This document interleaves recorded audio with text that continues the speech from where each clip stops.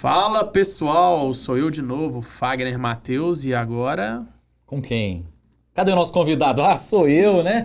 O Fernando Bernini. E aqui é o Papo de Salão no Ar, e hoje nós resolvemos fazer um modelo diferente, que é o tete a tete aqui, que nós vamos falar dos bastidores da Socila.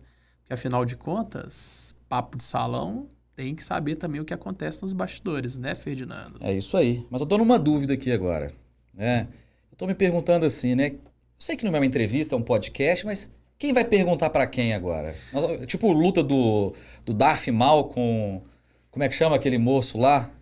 Obi-Wan? É isso? Agora é igual ping-pong, meu irmão. Eu mando pra você manda pra mim e a gente vai ver até onde vai isso. E de ping-pong eu entendo, hein? Agora vamos ver quem vai levantar e quem vai cortar, né? Vamos embora então. Bora Fala pra lá. mim, Ferdinando, quanto tempo de Socila? Quem é você? Se apresenta pra gente.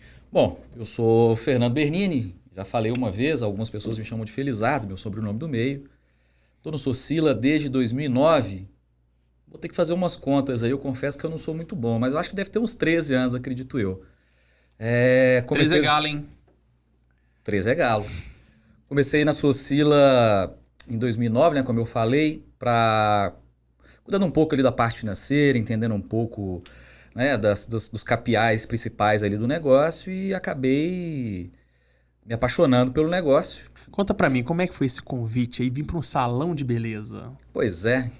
E eu estava trabalhando numa empresa do meu padrasto, inclusive. Pereirão, um abraço, cara. Saudade de você, viu? Um ambiente completamente masculino, que era uma fábrica. E aí fui parar no Socila. Móveis planejados, né? Exatamente. E como é que chama lá? A Bel Vale Indústria Bel Moveleira. Vale. Fala, Pereira! Abraço. E aí saí de uma empresa de um universo completamente masculino, né? E fui parar no Socila, que em tese é um universo completamente feminino. Mas se engana quem acha que salão de beleza é um espaço de mulher, né? Eu lembro como se fosse hoje, né? Fernando chegando lá, aquele salão movimentado, uma salinha atrás da recepção. Era isso mesmo. Você vai ficar por aqui. Ele trouxe o seu um notebook branco da maçãzinha. Era isso que era aí. um MacBook White, né? Era Na meu época companheiro era- inseparável. Exato. É isso aí. Comecei numa quinta-feira, eu lembro, como se fosse ontem. Comecei com a Rosângela. Rô, um abraço também. Tamo junto, já conversamos hoje, inclusive. E meu foco lá naquela hora era tentar entender como é que era o fluxo de funcionamento do negócio. Como é que a mágica acontecia, né? Comecei pela recepção. A Rô me recepcionou lá numa quinta-feira e tudo mais. Fui vendo como é que era aquele fluxo das clientes chegando, a gente fazia comanda ali, acompanhava com o profissional, subia escada. Então ali naquela primeira semana que eu passei no Socila, eu entendi bem como é que era a mecânica ali do funcionamento, né? E daí que eu fui fazer as outras coisas, mas até então eu queria entender primeiro como é que era o core ali do negócio. E como é que foi essa semana para aquele cara tímido? Porque, pelo que eu me conheço absolutamente de você, você é um cara extremamente ali, ó. Sou ainda. Introspectivo, tímido demais. E já foi cair num universo de mulher com muita movimentação, muita conversa, muito bate-papo. Como é que É isso foi aí. Eu sou ainda o nerdzão. esses 15 dias ali? Como é que foi? Cara, eu lembro que no primeiro dia, né, eu saí da Socila, tava indo pra casa, parei na padaria antes. Eu lembro que eu tratei diferente as recepcionistas e as pessoas. Eu continuei naquele modelo ali que eu tava no primeiro dia, de conversar, de cumprimentar, de perguntar como é que tava. E de uma certa forma virou quem eu sou hoje, de chegar nos lugares e conversar com todo mundo, perguntar, conversar com a menina da recepção, com o cara que tá atrás do balcão. Então era uma coisa que eu, no primeiro dia ali, de repente era uma coisa que estava latente em mim e eu não usava. E você Que eu fui consegue aprender lá. perceber essa mudança? Você consegue? Completamente. Porque para todos nós ela é muito grande. Era um É cara sério isso. Assim, no fechado. meu primeiro dia, ele acordou uma coisa que estava lá adormecida de tratamento com pessoas, de conversar e tudo mais, que eu nem sabia que eu tinha. Né? Mas continuo sendo o cara tímido, nerdzão lá do computador. Essa aí é a minha natureza. Tá, e a história sua de empreendedorismo sobre essas coisas com seu pai, como é que funcionou? Porque tem uma história por trás disso ali, né? Seu pai era um empreendedor de sucesso, trabalhou muitos anos e sempre ali pilhando ali. Como é que foi? Quando o meu pai faleceu, eu tinha 20 e poucos anos, e eu convivi com ele a todos os dias da minha vida até os 9 anos. E meu pai, ele empreendeu até quando eu tinha 8 anos, desde sempre da vida dele, né? Até os 8 anos. Então eu peguei pouca parte do empreendedorismo dele. Eu Você ia via para a no empresa seu- dele, eu Isso. brincava com com calculadora, eu pegava pedaço de papel e brincava de preencher cheque. Então, de uma certa forma, aquela rotina de empresa ali, eu convivia, eu vivia, eu presenciei quando era moleque ali, né? Mas o que eu mais escutei falar do meu pai como empreendedor é contado pelas pessoas que trabalharam com ele, ou que conheciam ele. Então, eu tenho uma imagem do meu pai como um empreendedor que não necessariamente é a imagem que eu presenciei, mas que as pessoas me trouxeram. Entendi. Então, mais de memórias das pessoas, né? Que você vai recolhendo ali para fazer a construção de um todo. É isso mesmo. É isso Cara, mesmo. bacana demais. E logo na sequência é todo precoce, né? Entrou cedo na faculdade, começou na faculdade, eu lembro de você muito jovem ali Eu e entrei tal. com 17 para 18 anos na faculdade. Exatamente. Com 19 eu já estava no meu primeiro Era o relacionamento curso já de sério. administração com marketing, não é isso? Isso mesmo, formei E o marketing. que você viu no curso que você fala assim, pô, cara, isso aqui faz sentido para mim? Quase tudo. Em professores, em desenvolvimento hoje da sua carreira? Quase tudo. Porque conversando com outras pessoas, tem muita gente que viu que faculdade não fez sentido para eles. Para outros já é o contrário. Pois é. Eu tive o meu primeiro emprego formal, foi de uma pessoa que era da minha sala, era um empresário, o Hélio Fernandes, Hélio também, cara bacana para trazer aqui, inclusive. Via aérea, né? Via aérea, Fala, esse aí. Hélio. E ele foi meu primeiro emprego formal, né? E ele mesmo abandonou a faculdade porque ele achava que dentro da vivência profissional dele, a faculdade distanciava em termos de objetivo. Ele achava que muita coisa que ele via lá dentro já estava escolado ou diferente do que ele fazia. Então, quando você me pergunta assim, o que você vê da faculdade? Cara, quase tudo. Eu uso ferramentas da faculdade até hoje, eu volto em livros da faculdade até hoje. Então, a faculdade ela me trouxe uma base ali de conhecimento que, para mim, foi crucial para o profissional que o Fernando é hoje. É muito bom ouvir isso, Fernando, sabe por quê? Tem muita gente que às vezes usa da faculdade como um subterfúgio de poder falar assim, não, empreender, correr atrás, correr risco, esse negócio todo. Cara, é legal. Mas quando uma pessoa tem uma base sólida de fato, tem pessoas que têm uma experiência que passa, eu acredito que tudo pra frente se torna muito mais fácil. Eu não consigo imaginar um cara construir um prédio se ele tem uma planta baixa, se ele tem um cálculo estrutural, se ele tem qualquer coisa. Então, e ver você falando isso com tanta clareza, com tanta propriedade, a gente consegue entender a humildade que você tem de a todo momento estar voltando no seu passado, recolhendo ferramentas que fazem sentido para poder ter resultados para o futuro. E eu acredito que é isso que faz de você um diferencial no que tange do profissionalismo, da dedicação, de tudo que você faz com muito carinho e, mais importante, sempre provando para as pessoas ali, ó, não é que é uma verdade absoluta, mas baseado em cima disso daqui, os resultados são melhores. Isso ajuda você no planejamento do dia a dia, do relacionamento, porque tudo que você faz dentro do Socila é um fluxo muito grande. Afinal de contas, são 130 lojas funcionando, são franqueados, empreendendo, investindo, apostando, e isso tudo acaba organizando para uma carreira de sucesso, porque os 13 anos não são 13 dias. Aplicação o tempo todo desse método tem feito sentido para você? Então, a faculdade ela é uma base muito importante para o profissional que eu me tornei, né? Acabei de falar isso aí, vou repetir, acho que para o resto da minha vida. Só que de lá para cá, eu nunca deixei de querer aprender alguma coisa, né? Quando eu vejo o profissional que entrou no Socila lá em 2009 e o profissional que eu sou hoje, eu acho que infinitamente, quando eu comparado com o cara lá de trás, eu cresci muito. Não só de experiência, de vivência profissional, claro que a gente absorve as experiências de outras pessoas, né? Você é um exemplo disso, sua mãe é um exemplo disso, e tantos outros profissionais que passaram por lá que, de alguma forma, agregaram para mim, né? Eu posso falar aqui 50 nomes de profissionais que passaram, né, com carreiras muito mais bem-sucedidas e que, para mim, foram uma escola de vida. Então, mas sem a faculdade, eu acho que eu teria um pouco de dificuldade de conseguir dar um norte nessas questões todas, né? É o que eu falo, assim, eu recorro a livro lá de trás, enfim, mas eu não deixo de aprender coisas novas que estão surgindo hoje, como inteligência artificial, eu quero estar por dentro do que está acontecendo, enfim, essas questões todas, entendeu? Mas, assim, eu não acho que a faculdade ela seja essencial para um profissional ser bem-sucedido, eu não acho isso. Eu acho que ele foi essencial para eu ser o profissional que eu sou hoje.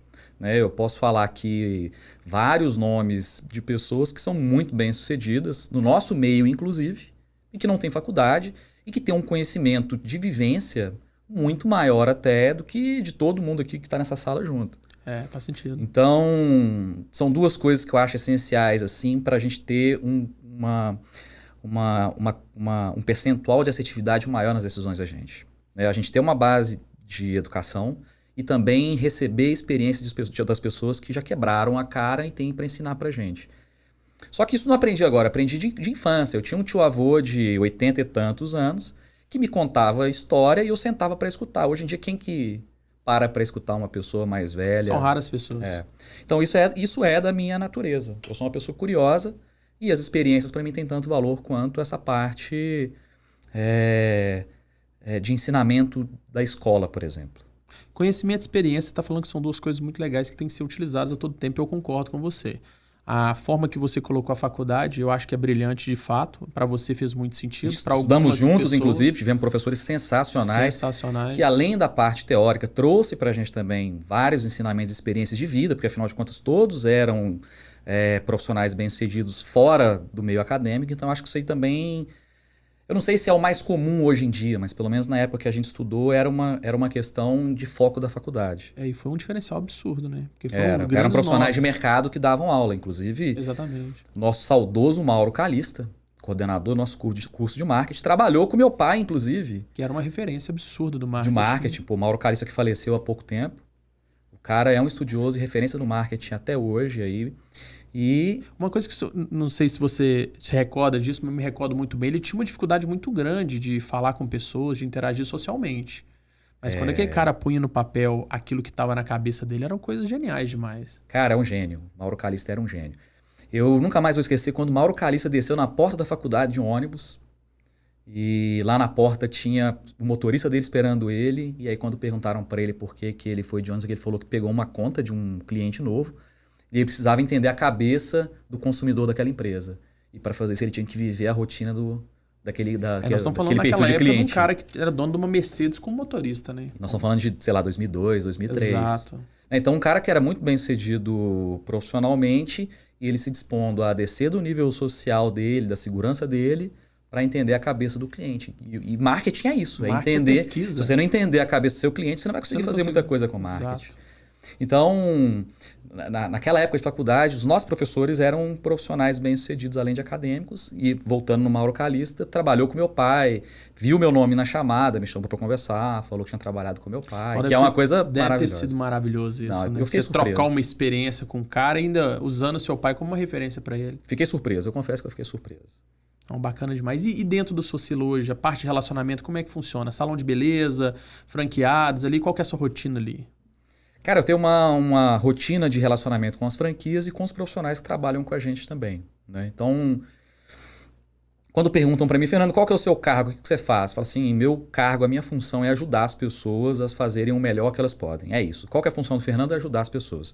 Há muitos anos eu defini que essa seria a minha função e não me sinto mais realizado de uma outra forma que não seja essa. E você consegue perceber que as pessoas muito te procuram com esse objetivo? Antigamente não, eles procuravam você mais com carga administrativa mesmo. Uma burocracia. Hoje não, você percebe que as pessoas vão até você mesmo para uma busca mesmo de uma informação, até como um conselheiro. Então, eu acho que essa foi uma virada de chave minha, né? Quando eu era mais novo eu tinha um pouco de medo de que as pessoas absorvessem meu conhecimento e de alguma forma eu colocasse meu cargo em risco.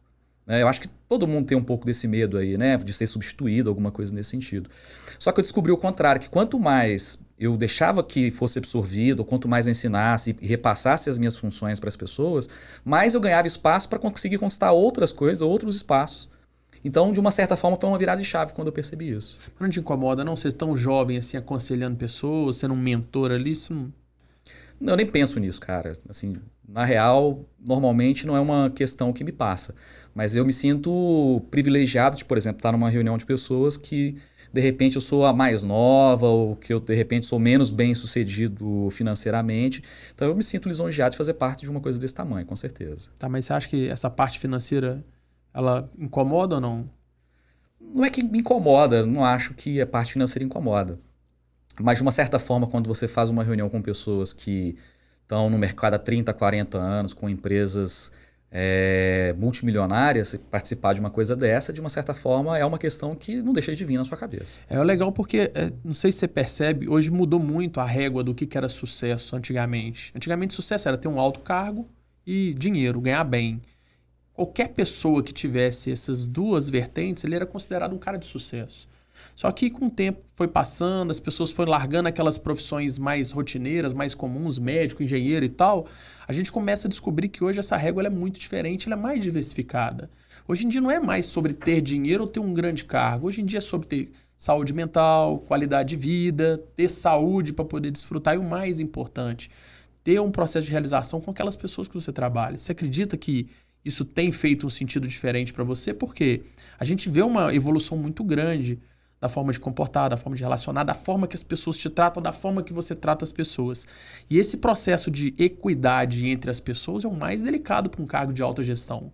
Você está ali conversando com uma manicure com muito carinho. Outro dia nós presenciamos, até filmei isso, você agachado com um terno ali italiano ali, de corte super ajustado, se agachado dando ali convencendo uma cliente, a filha de uma cliente a receber um algodão doce. Pô, e teve êxito nisso. Nós estamos falando de uma estrutura de 130 salões, 3 mil prestadores de serviço, 180 mil atendimentos por mês.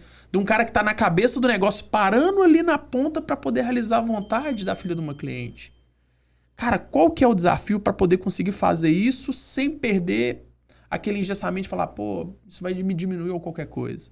Eu não acho que ajudar em diferentes níveis de posição hierárquicas vai me diminuir de alguma forma, né? De jeito algum. Quando eu defini lá atrás para mim que eu seria a pessoa que ajuda as pessoas, né? Que ajuda, né? Que faz as pessoas crescerem de alguma certa forma, eu abro mão de tudo isso aí, né? Comumente sou visto varrendo o chão, né? Posso manobrar carro se for necessário. Para mim isso não incomoda, muito pelo contrário. Eu sinto orgulho de poder fazer parte de um negócio que eu tenho um engajamento autossuficiente para perceber que se aquilo é necessário eu preciso que seja feito. E pronto, independente de função ou de hierarquia, para mim o mais importante é ajudar naquele momento no que é necessário. O que mais te incomoda nesse processo todo? Relacionamento com pessoas, dificuldades, o que é assim? Esse é o seu desafio? Isso, pô. A arrogância eu acho que é uma coisa muito complicada. É uma coisa que eu sempre conversei com sua mãe, inclusive, sobre isso, né? Porque logo no começo do Socila eu tive muito poder, digamos assim, né? Assim, tive muita responsabilidade e muito poder também.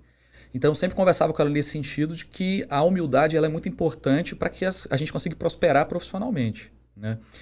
E de uma certa forma, a arrogância, é o contrário, na minha cabeça, pelo menos, de humildade, eu acho que ela atrapalha muito as pessoas, né?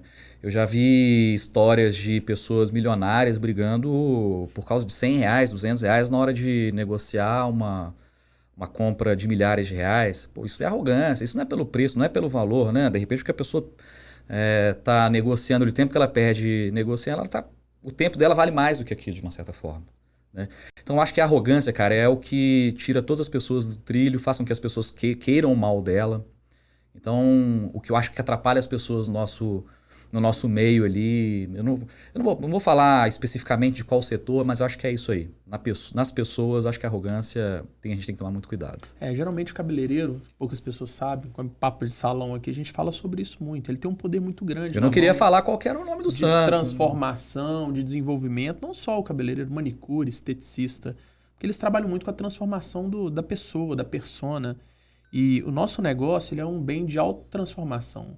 A pessoa chega ali buscando uma transformação rápida e consegue. Por quê? Porque um corte de cabelo, uma mecha, uma colorimetria. E tá no poder da decisão. Exato. Ali, né? E às vezes você pega uma pessoa que não tá precisando só dessa mudança. Ela precisa de um bate-papo, de um conselho. Por isso que todo mundo fala que, pô, o cabeleireiro às vezes dá os conselhos mais foda, a manicure dá uma psicóloga e tal. Mas escuta de tudo, né? Exato. Então tem uma capacidade de filtrar, entregar ali para aquela pessoa uma experiência que talvez não seja dela, mas que alguém trouxe, né? Que faz sentido ali naquele momento. Fazer parte dessa ponta, desse ápice aí, como é que tem sido para você? O que você tem utilizado mais, que tem dado certo com as pessoas e que de fato tem feito as pessoas crescerem a admiração antes do medo, porque o cargo de diretoria ele gera nas pessoas sim um medo, um receio, aquele negócio todo, mas quando transpõe isso, vai para uma admiração, muda tudo. O que você tem mais utilizado do dia a dia seu assim para poder fazer com que as pessoas seguinte, pode confiar em mim, eu tô junto com você. Então eu acho que o exemplo, né, a cultura do exemplo, eu acho que ela é uma das melhores. Então quando eu faço qualquer coisa, eu não gostaria que aquela pessoa olhasse aquilo e falasse assim, poxa, por que ele está fazendo isso? Ou por que ele está me pedindo isso? Né? Então, eu gosto de ser um exemplo para as pessoas. Não só na minha vida particular, mas também como na vida profissional. Né? Eu descobri há não muito tempo que a gente não tem que ficar esperando um objetivo de felicidade lá na frente, de realização. Pelo contrário, eu descobri até que grandes realizações não trazem grandes felicidades. Né? Eu sou muito mais de ter um pouquinho de felicidade todos os dias e pequenas realizações do que o contrário. Então eu tento levar isso para as pessoas o tempo todo. Né? Não sei se você presenciou alguma vez, mas eu pergunto sempre como é que foi o final de semana. Eu procuro sugerir para as pessoas se divertirem com a família, ir para eventos culturais. Então, eu gosto de que as pessoas tentem entender que tem um mundo fora da casa da gente e fora do trabalho da gente, que é essencial para que a gente funcione melhor tanto no trabalho quanto na casa também. Então tem uma terceira via ali que não é só casa e trabalho e que faz a gente ter uma performance melhor quando a gente aproveita essa terceira via. Quando você descobriu isso? Porque teve uma etapa desses 13 anos que você foi muito workaholic. Eu percebo isso demais, uma dedicação. Só que teve um momento de uma virada de chave ali que você falou, não, peraí, não é só isso não, eu tenho que ter mais qualidade nisso daqui. Porque não era só quantidade. Antigamente, no início, nossa, ele era tudo quantidade. Eu lembro que a gente pegava de cabo a rabo. Chegava às 7 horas da manhã na empresa, enquanto não dava 8 horas, ninguém ia Primeiro embora. Primeiro chegar, a última sair. Exatamente. Tinha que abrir e fechar a porta. E de repente começou a mudar isso à medida que as coisas foram ganhando aquele crescimento, aquele boom que deu ali. Qual que foi a sua virada de chave? Não, peraí, agora eu preciso de mesclar melhor isso aqui. Cara, eu acho que isso é maturidade, experiência. Né? Assim, maturidade no sentido de viver mesmo, de vivência e tudo mais. Mas o primeiro aviso eu recebi lá atrás quando você descobriu sua doença, cara. Boa. Aquilo foi um aviso que eu recebi. Que não adianta a gente correr loucamente, porque, cara, tá ligado ali a contagem regressiva que a gente não sabe quando que vai ser. Né? Só que naquela época eu não tive escolha. Né? Assim, eu já fui correndo no automático para substituir ali as suas ausências, sua mãe também, a boa parte do time também. Então eu não tive muito tempo de reflexão sobre a doença em si. O primeiro foi suprir a falta. Para depois, na hora que voltou, você falou, peraí. E aí, aí o primeiro aviso eu tive ali, né? Que você era um cara muito bem sucedido até então, né? Jovem demais, tranquilo, intransponível, no auge. Tanto no esporte, quanto na vida pessoal, quanto na empresarial e tudo mais. Só que foi tão pesado ali o que aconteceu que eu não tive muito tempo para pensar nisso aí. Então eu tive o primeiro aviso e eu não aproveitei. Né? Se eu tivesse mais maturidade, talvez, eu teria entendido o recado que a doença traz, que a gente deve aprender. Que é a leitura com o exemplo dos outros, né? Que é a Mas aí eu só fui aprender isso mesmo quando minha mãe passou pela mesma questão que você. Aí eu entendi. E aquilo dali acho que foi o momento mais crítico. Aquilo ali foi a virada que eu falei, eu tô aqui agora, tô pensando só no futuro, eu tô fazendo as minhas reservas de energia, de grana, de tudo para um futuro que você não sabe se existir. Você não sabe se existe. Né? Então, para mim, inclusive minha frase clichê aí, já vou adiantar ela. Não, deixa pro final. Não vou esquecer, pô. Faz outra, pô. Então tá. Então vou levar pro final essa aí. Então a gente tem que tomar cuidado com isso. Então essa aí foi a virada de chave para mim. A sua doença foi um aviso que eu não recebi. Sim. Né? Pelo momento que a gente estava vivendo lá e tudo mais. Talvez pela energia foi da juventude. Demais, né? Era um momento, tava abrindo 10, 12 lojas por mês, o pau quebrando, o negócio acelerado. Foi muito massa mesmo. Pois é, e eu lembro quando você me chamou e falou, cara, não deixa a peteca cair, dá continuidade nisso aí. Eu lembro até hoje. Você tava magrelão, todo suado. 62 quilos. É, isso aí. Ainda bem que você tá bem, e é o que conta. Mas esse aviso eu não peguei. Mas muitas pessoas pegaram. E logo na sequência, o que aconteceu dentro de casa? Porque, por enquanto, estava do lado, junto comigo ali, que a gente tem um laço muito forte, familiar. Mas depois o negócio pulou para dentro da sua casa. Como é que foi isso? Pois é, mas não foi só o dentro de casa. Porque ainda dentro de casa, eu ainda levei um tempo para que caísse a ficha. Né? Nesse mesmo tempo, eu descobri que eu tinha nódulos hepáticos, que não é nada. Só tem que fazer controle. Mas até eu descobrir que aquele nódulo hepático que eu tinha descoberto em exame de imagem... Era só fazer controle, então aí o negócio virou para mim. Entendi. Né? A contagem regressiva, de uma certa forma, deu uma acelerada pro meu lado. Ali que caiu a ficha do negócio. Foi tudo ali muito seguido. Veio depressão, né? Eu tive síndrome de pânico. Então, naquele momento ali, tudo chegou, mas o que eu estava percebendo era que talvez o que eu estou guardando para depois eu nunca chegasse. Então Caramba. essa foi a virada de chave para mim. Ó, bom demais ouvir isso tudo, porque às vezes as pessoas não conhecem, só vê o Fernando ali nos bastidores e não tem toda essa acessibilidade. Acho que a Linda é feita só de magia e mágica, e não é só isso não. Mas hoje aí no universo dos cabeleireiros, o que você tem percebido? Salão de beleza, tem sido um bom negócio? O que você tem percebido do mercado? Cara, a primeira coisa que eu falo sobre o salão de beleza é quando a gente entra, a gente entende o quanto que aquela energia é boa e por que as mulheres passam tanto tempo lá dentro. Né? Porque homem, via de regra, o cara vai cortar o cabelo, ele chega lá no barbeiro dele, corta o cabelo e vai embora, xinga o barbeiro xinga ele, acabou. Esse é o universo masculino, hein? É. Agora as mulheres não, as mulheres vão ao salão. Se ela fez um serviço, de repente foi rápido, ela vai inventar de fazer outro serviço porque ela quer ficar ali mais tempo. Então eu percebi... Há uma disputa, uma concorrência natural ali, né? Exatamente. Um bate-papo, uma amistosidade. Ela quer, é um ambiente que é gostoso, cara. É como... Você não bebe, mas quando a gente senta num bar, cara, é uma coisa gostosa. Uma mística ali, né? A gente quer ficar ali. E eu acho que o salão é isso pra mulher. A mulher quer ficar ali dentro. Eu não vou falar que o salão de beleza é o bar das mulheres, porque eu não vou ser original, né? Essa já é uma frase conhecida nossa.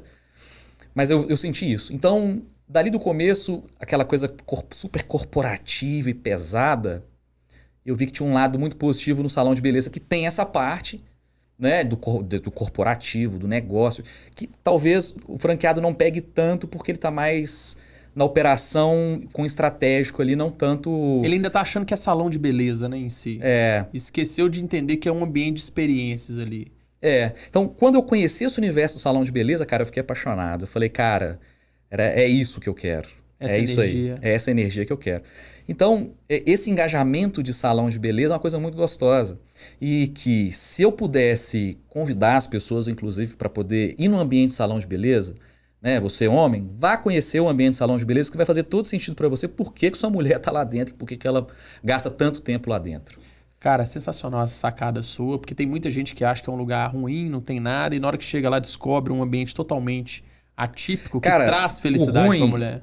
É um negócio que chama espera. É, em qualquer lugar. Shopping pode né? ser bom demais, mas se você vai com sua mulher e ela tem uma tarefa para realizar ali, essa parte de espera vai ser muito ruim. Se você vai no salão de beleza com a sua esposa e vai ficar na espera dela para ela terminar de fazer um serviço, cara, vai ser ruim também. Negócio é ruim. Mas o grande lance é, se você tira esse elemento espera do negócio, né, aí se torna um ambiente completamente diferente e prazeroso. A gente tem percebido muito, né, os maridos acompanhando as mulheres, fazendo uma unha, cortando um cabelo, hidratando, sentando lá, tomando um café com a gente. Pois é, eu não sei se essa é a realidade de todo salão, porque eu acho que é um ambiente que num contexto de mercado é mais feminino. Mas, por exemplo, com a gente lá vai marido para conversar com a gente. Criança. Vai criança que senta na mesa para conversar. Né? A semana retrasada a gente teve uma aula com o pai de uma cliente que falava sobre óleo. Cara, eu tomei uma aula sobre óleo lubrificante que, absurdo. Poxa vida, eu vou levar pro resto da minha vida. Então, se a pessoa tá ali e tá confortável para conversar esse tipo de assunto, nós estamos falando ali de mais de uma hora de conversa, porque é um ambiente bom. Exatamente. É um ambiente que é gostoso, ela tá confortável ali. E não falo isso só para homem, também vão mulheres para conversar, que tem essa abertura, que é um ambiente realmente gostoso. E esses números de salão de beleza, mais de 1 milhão de salões de beleza, o que você falaria para uma pessoa que está pensando em empreender hoje? Para poder tirar esse medo dela de falar assim, não, é um negócio que eu quero, é um negócio que eu gosto, eu posso empreender com isso aqui. Não só em salão de beleza, eu acho que todo mundo que tem um sonho, né? Todo mundo que tem um sonho de empreender, eu acho que ela tem que se informar e buscar empreender. Né? A gente engavetar sonho, isso não faz sentido. Né? Não faz sentido você deixar para amanhã, você deixar para quando você for aposentar. Pô, se você teve uma ideia, se você tem um modelo de negócio que você se sente bem, pô, estuda ele, empreende. Né? Agora, obviamente que eu sempre vou indicar a franquia. Né? Eu não quero parecer vendido falando disso, né? Porque eu estou na franquia da Socila. Né? Mas franquia faz todo sentido para quem quer empreender. Né? Porque quando você parar para pensar, o que é a franquia? É um modelo de negócio. Né? A franquia é um modelo de negócio que alguém testou, validou e colocou para você pronto ali. Então, por que você vai começar do zero, sendo que alguém já testou e já validou? Pô, se quer empreender, né? Se tem uma área que existe um cara de mercado, por exemplo, eu vou empreender em salão de beleza. Quem que é referência em salão de beleza, em franquia de salão de beleza? Pô, procura o cara. Se você quer investir numa franquia de chocolate, porque você gosta de loja de chocolate, pô, procura quem é referência lá em loja de chocolate. Então eu acho isso. Empreenda. pesquise antes, claro, entenda o mercado, faça um bom plano de negócio, mas não deixa para depois, empreenda.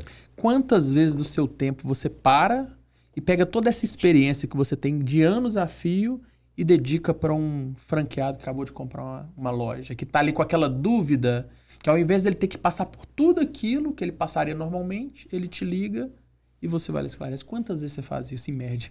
Nossa, muitas vezes. Eu não consigo nem enumerar.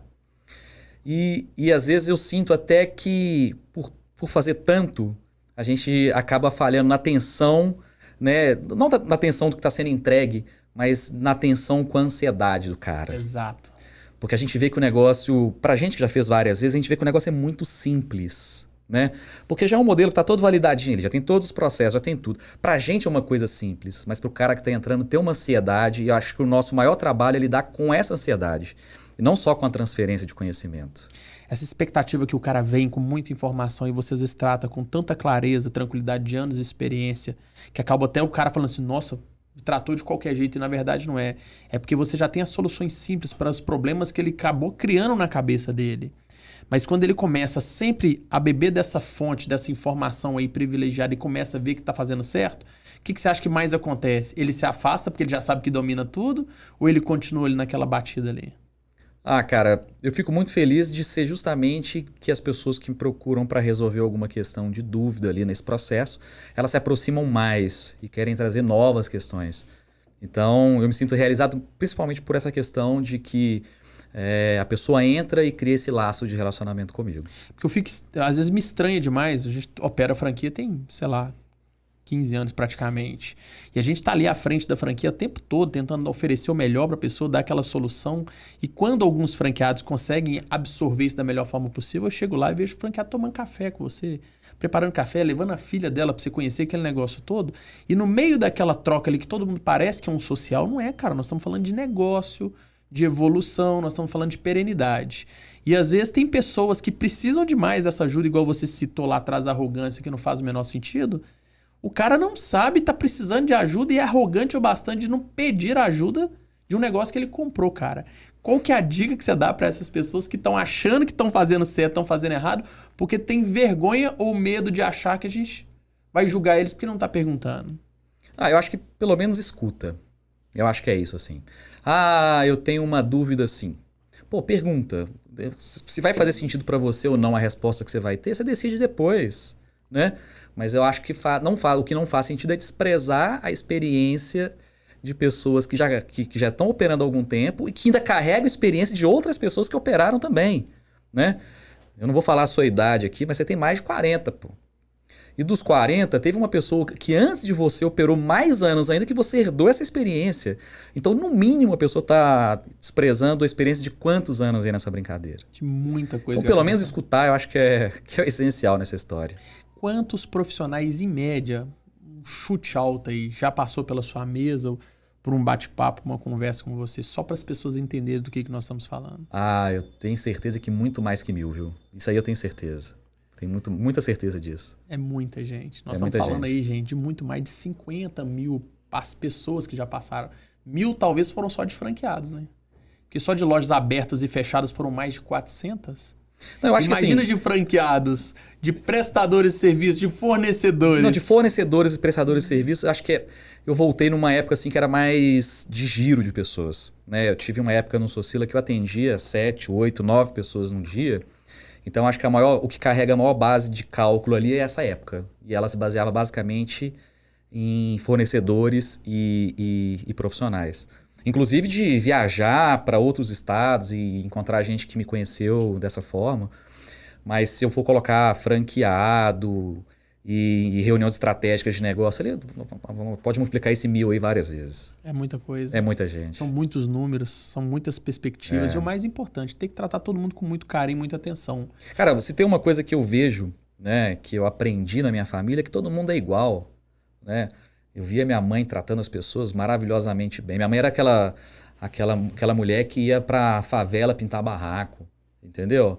Então, você teve uma coisa que eu aprendi na família, é justamente isso, que todo mundo é igual. Se você, né, não vou falar pra você, mas vou falar pra você.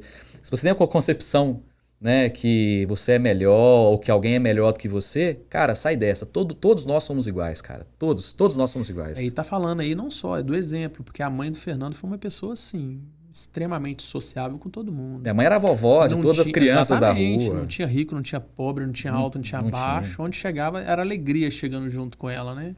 E uma vez eu estive no hospital com ela, na Santa Casa, e ela deu um abraço numa faxineira que estava lá no dia, né? Uma menina que trabalhava na limpeza. A menina chorou. Ela falou que foi a primeira vez que alguém abraçou ela. Que alguém abraçou ela enquanto ela estivesse exercendo a profissão. Então essa era minha mãe, essa é a pessoa que eu vi. E que vai levar pra sempre. Então é um exemplo pra mim. E aí no final das contas a gente né, nós somos mais ou menos a média das pessoas que a gente convive, seja de família, de amigos, enfim, de colegas de trabalho. Então, no final das contas, a gente é isso. Principalmente família, né? E nesse universo da beleza, de tão inserido, como é que fica o seu tete-a-tete com a esposa, em casa? Como é que é? Já que você já tem uma hipersensibilidade de saber das coisas, o que se passa? No começo é sempre complicado, né? Quando a Larissa, minha esposa, quando ela me conheceu, quando a gente se conheceu, que eu falava em salão de beleza, sempre tinha uns ciúmes ali e tudo mais. Quem que é essa mulher? Por que ela tá falando isso? Um elogio, um presente que sempre leva para casa? Hoje em dia ela entende que eu trabalho no universo feminino, mas que não tem nada a ver uma coisa com a outra.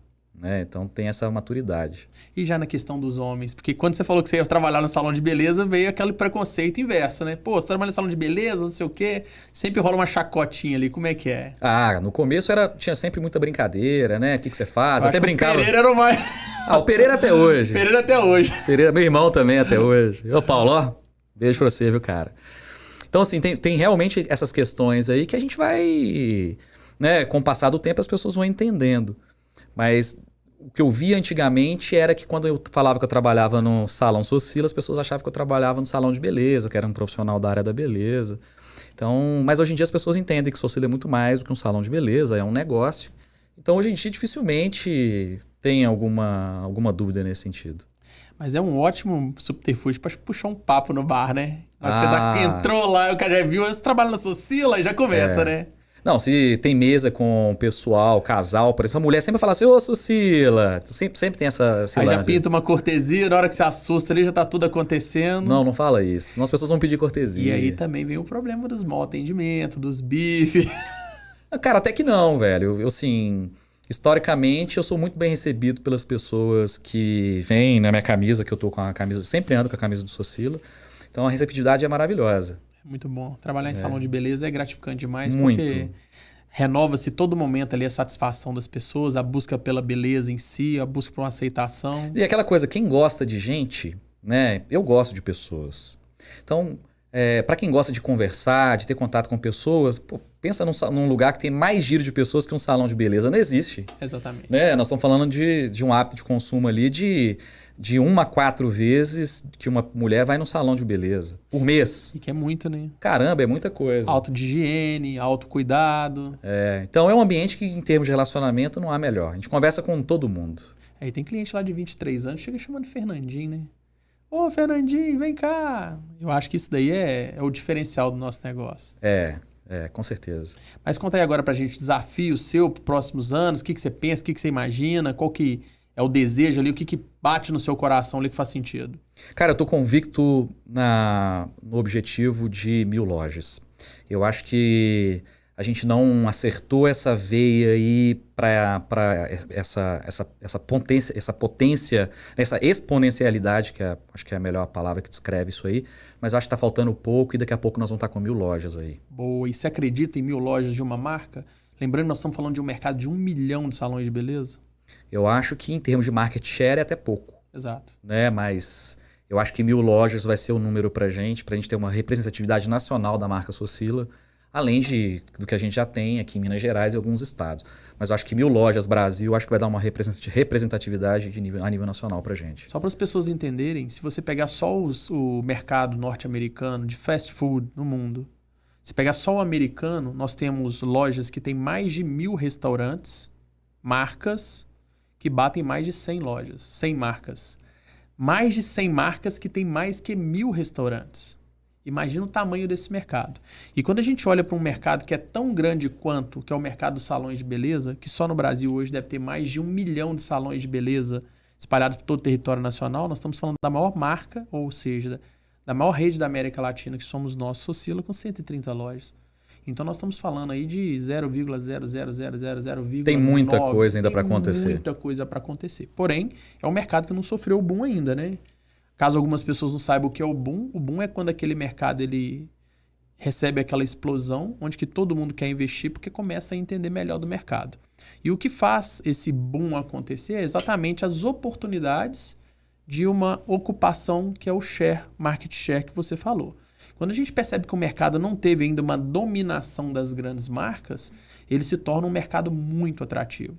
E nós estamos aí na portinha já acontecendo com as barbearias.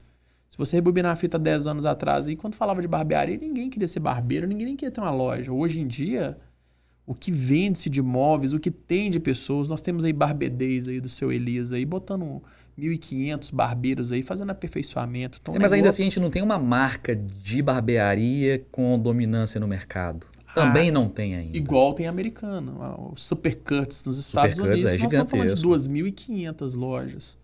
Então, eu acredito que isso vai acontecer naturalmente e as suas palavras, eu acredito que diante do trabalho, dedicação, igual você falou, é o que vai acontecer notoriamente. Agora, tem que entender quem vai estar preparado para poder suportar esse crescimento. Porque até o crescimento exagerado de uma marca, ela requer muita habilidade ali e anos de experiência para poder suportar isso. Mas eu tenho certeza que, além das pessoas que já compõem o nosso time, que são pessoas maravilhosas, tenho certeza que vai vir muito mais gente legal para poder compor e fazer parte desses números com a gente. Esse é o desafio do Socila hoje que você está falando, Fernando. Faz parte demais. São pessoas igual você, engajadas, comprometidas e dedicadas, não só em fazer o que tem que ser feito. Porque o que tem que ser feito é o papel de um gestor. Mas fazer exatamente o excepcional e o sensacional. É estar ali preocupado com o dia das pessoas, o final de semana daquelas pessoas, saber como é que elas voltaram no carnaval. Isso pode parecer clichê ou pequeno, mas é essa dose, essa punção que você goteja em cima de uma pessoa, que ela sai gotejando em todo mundo, nos seus parceiros de trabalho, nos seus familiares, nos seus clientes. E eu acredito que o grande sucesso do nosso negócio hoje são essas pequenas situações.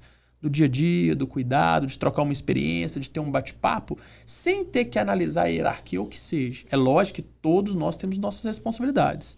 Assim como diz Ben Parker, né? Grandes responsabilidades, grandes poderes. Grandes poderes, grandes responsabilidades. Ninguém aqui está tirando disso das costas, não. Mas entender com sensibilidade que nós trabalhamos com pessoas e, afinal de contas, prestação de serviço, cara, é troca o tempo todo. É isso aí. Se a pessoa não está bem, dificilmente ela vai entregar. Talvez ela entregue um bom serviço, mas ela não entrega uma boa experiência, né? E pra gente, o mais importante é que ela tenha os dois juntos. Não só não só a experiência, não só o resultado.